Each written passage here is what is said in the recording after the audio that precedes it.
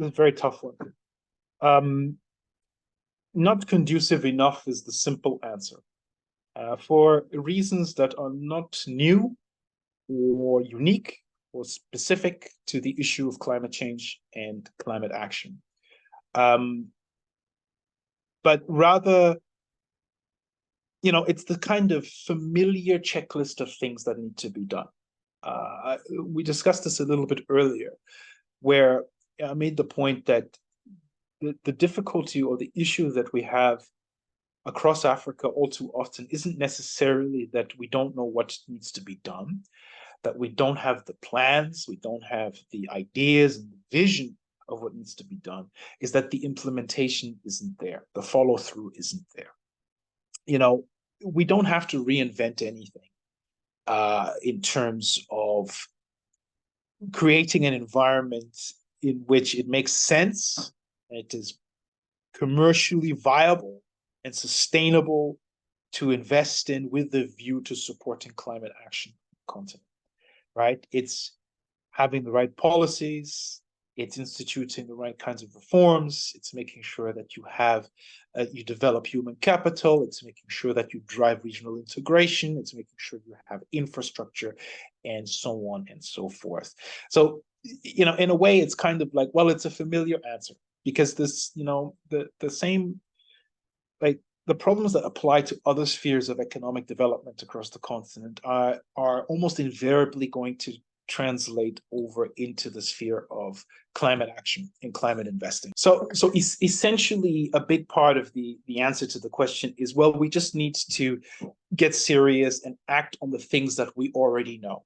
Now, there are other aspects to this that are important and honestly quite worrying. Just a week ago, in mid-October, the IMF released its latest regional economic outlook for sub-Saharan Africa. And they pointed out what really ought to be obvious and very familiar to people who follow the region, is that many sub-Saharan African countries are experiencing what they call an acute funding squeeze.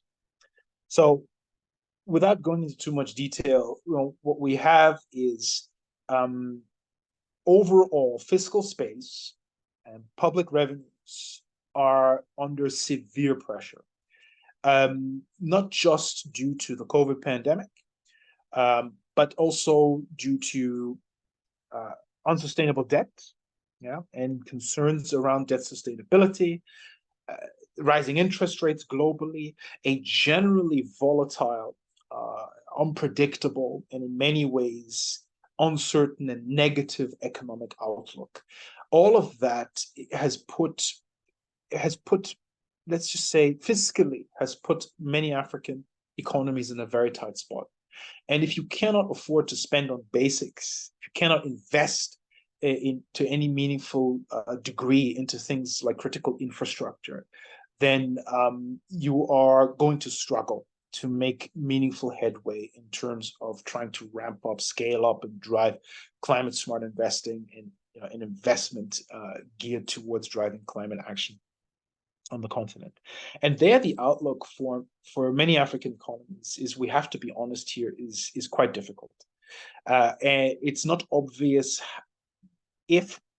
when or if that will turn around. The global outlook remains quite daunting, to be honest with you. And sub-Saharan African economies, they simply can't escape that. And to an extent, there's not much that they can do about that, which for me raises a very important issue, which is the question of the extent to which, not just domestically, the policy environment is conducive to driving climate, to scaling up investment into climate action on the continent, but the global architecture, the global financial and economic architecture.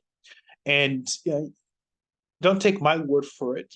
Look to the words of someone like President William Ruto of Kenya, who has on a number of occasions this year called out the status quo, called out the powers that be that preside over the existing financial structure globally, which many argue, including President Ruto, is geared towards or unfairly is sort of unfairly restrictive towards Africa.